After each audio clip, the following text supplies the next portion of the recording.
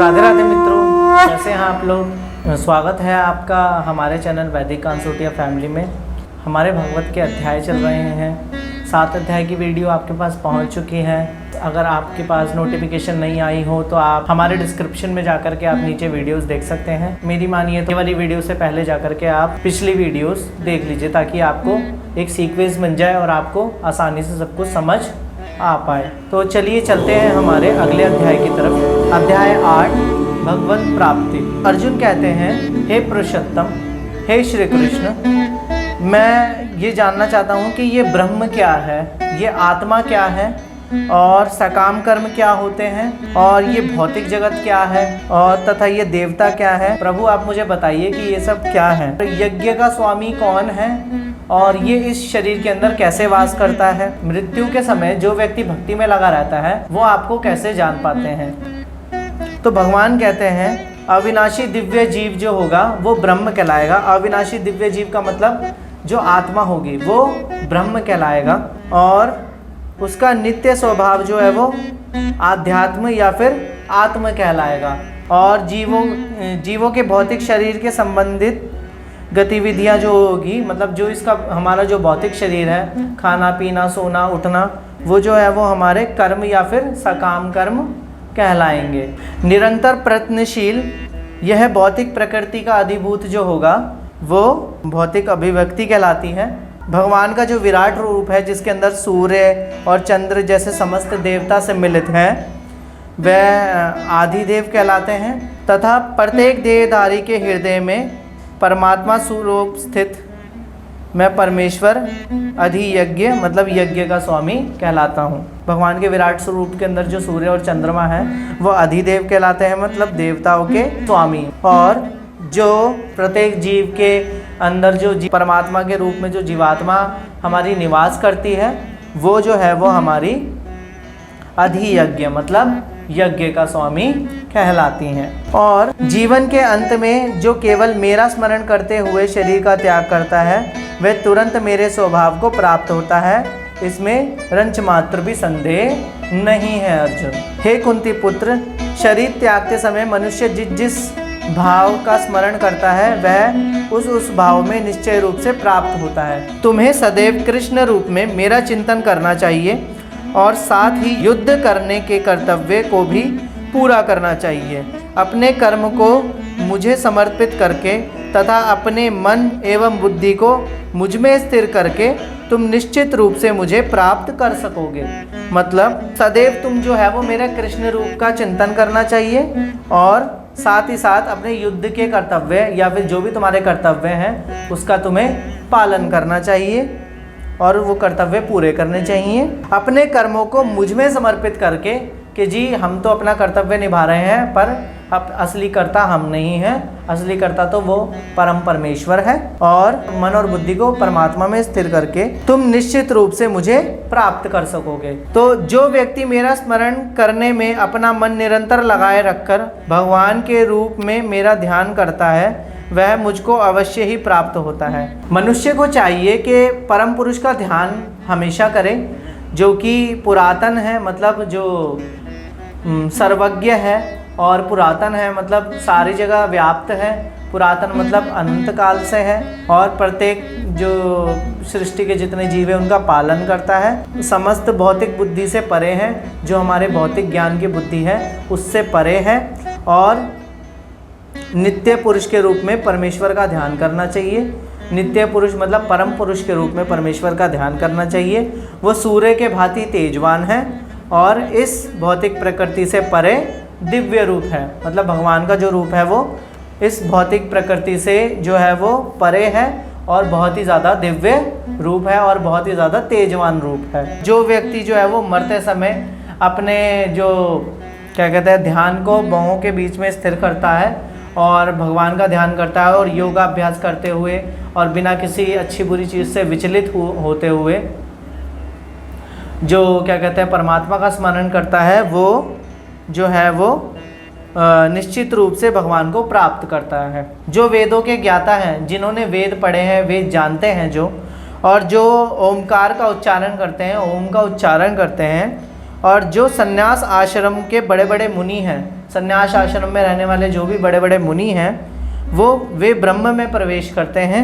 ऐसी सिद्धि की इच्छा प्राप्त करने वाले जो व्यक्ति होंगे वो ब्रह्मचर्य का अभ्यास करते हैं, मतलब ब्रह्मचर्य के ज़रिए जो है वो अपने आप को ब्रह्म में लीन करते हैं।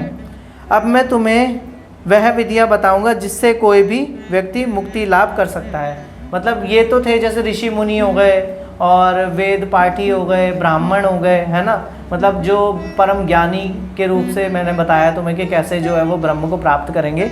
पर अब मैं तुम्हें ये बताऊंगा अर्जुन कि तुम कैसे एक सामान्य व्यक्ति भी जो है वो मुक्ति का लाभ कर सकता है, मतलब इस जन्म मृत्यु के चक्र से मुक्त हो सकता है। जितनी भी हमारी समस्त जो इंद्रियां हैं, चाहे वो कर्म इंद्रियां हैं, चाहे वो हमारी ज्ञान इंद्रियां हैं, तो उनके द्वारों को बंद करके कि हमारे उधर से कोई इच्छा ना आए, तो हमारी कर्मेंद्रियाँ और हमारी जो क्या कहते हैं ज्ञान इंद्रियों के द्वारों को बंद करके और अपने मन को जो है वो योग में स्थिर करके, मन को हृदय में बंद करके, मतलब हमारे मन में जो भी इच्छाएं उत्पन्न हो रही है उसको भी हृदय में बंद करके, और प्राणवायु को हमारे शीश के अगले भाग मतलब ऊपर के भाग की ओर हमारी प्राणवायु को केंद्रित करके जो ऐसे योगाभ्यास करेगा वो व्यक्ति जो है वो क्या कहते हैं योग साधना की तरफ जाएगा, है ना, और योग में अपनी स्थिति स्थापित कर लेगा, मतलब सिर पर केंद्रित कर लेगा। वो व्यक्ति जो है वो अपने आप को योग में स्थापित करता है। मतलब जो व्यक्ति ऐसे योगाभ्यास करेगा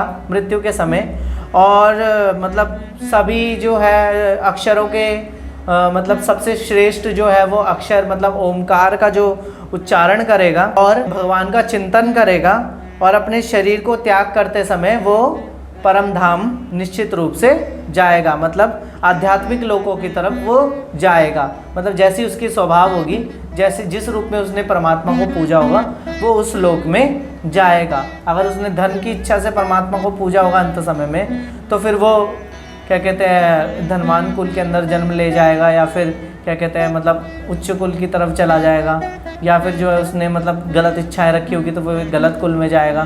तो ऐसे अलग अलग लोग जो होंगे जो क्या कहते हैं मतलब योगाभ्यास करके और ओमकार का उच्चारण करके शरीर को त्याग करेगा, वो व्यक्ति जो है वो निश्चित रूप से आध्यात्मिक लोकों को जाएगा, आध्यात्मिक लोकों की तरफ जाएगा।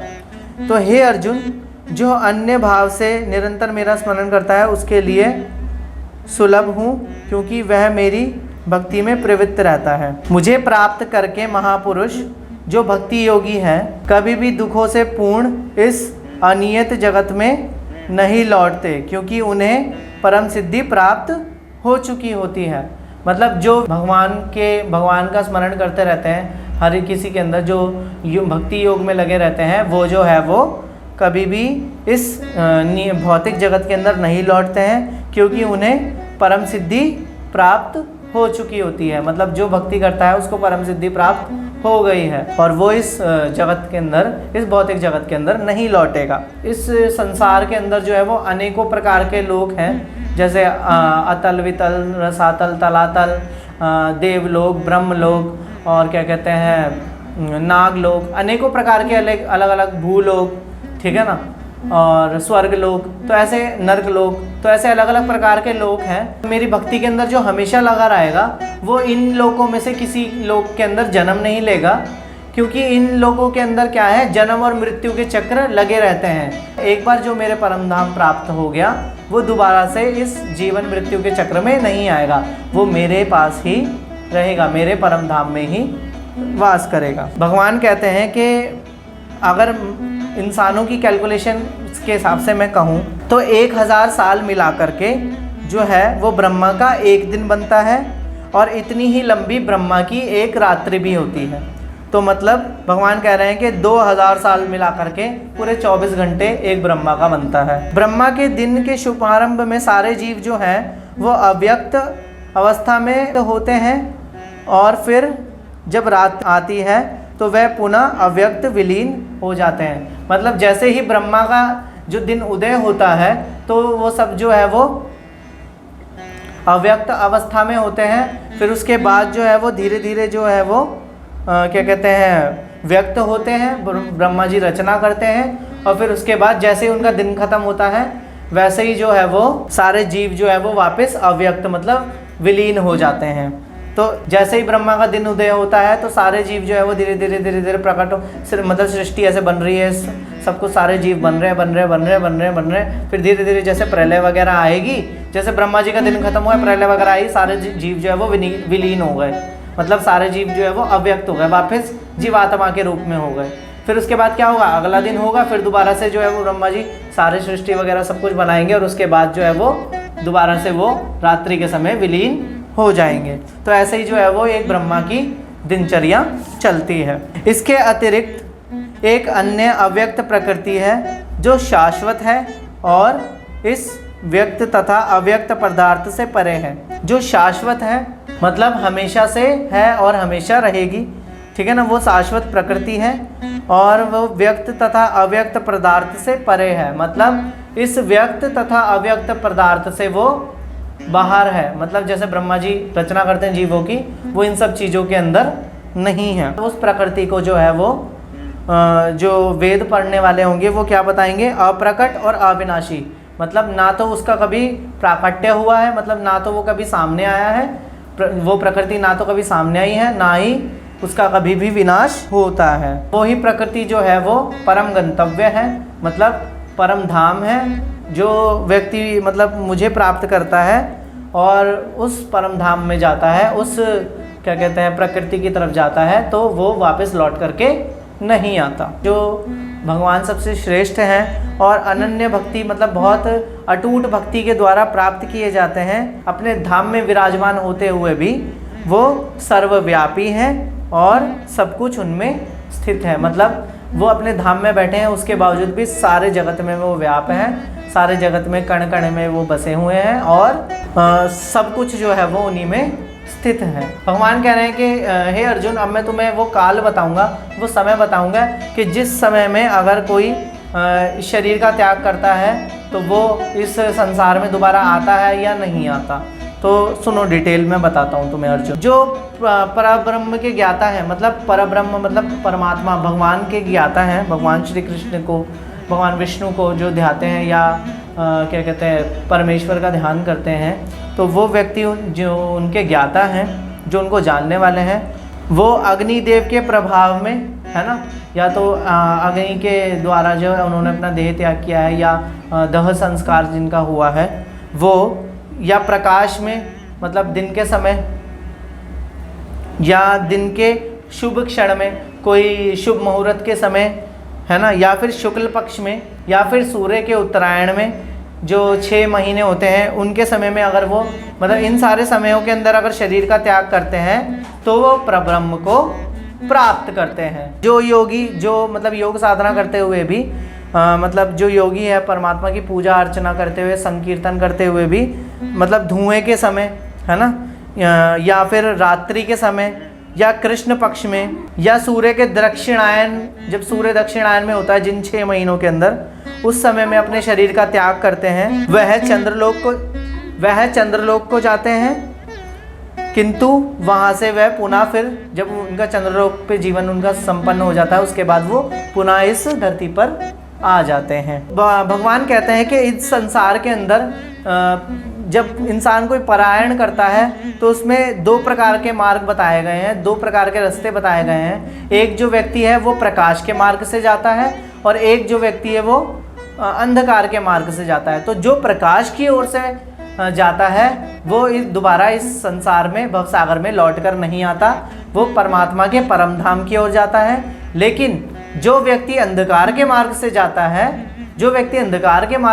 है, वो पुनः लौट करके इस संसार में आता है और दोबारा से जीवन मृत्यु का चक्र भोगता है। जो भी मेरे भक्तगण हैं वो ये सारे ये जानते हैं कि कौन सा मार्ग क्या है, इन दोनों मार्ग के बारे में संक्षेप में जानते हैं, लेकिन अंधकार वाले मार्ग से मोहग्रस्त नहीं होते, किसी भी चीज़ से किसी माया में लिप्त नहीं होते, जिसके कारण जो है वो प्रकाश के मार्ग की ओर जाते हैं। और मैं भी तुम्हें यही बोलूँगा कि तुम भक्ति में स्थिर रहो, परमात्मा का सदैव ध्यान करो। भगवान कहते हैं कि जो व्यक्ति भक्ति मार्ग चुनते हैं वो वेदाध्ययन करेंगे, तपस्या करेंगे, दान करेंगे, दार्शनिक तथा सकाम कर्म करेंगे, वो इन सब चीज़ों से मतलब फलों की इच्छा से या फिर अपनी कामनाओं के प्रति लिप्त नहीं होते और वो हमेशा परमेश्वर का ध्यान करेंगे, अपने फलों में लिप्त नहीं होंगे और अंत में जो है वो मेरे परम नित्य धाम को प्राप्त करेंगे और मुक्ति को पाएंगे। तो तुम ऐसे ही भक्ति करो और भक्ति में स्थिर रहो।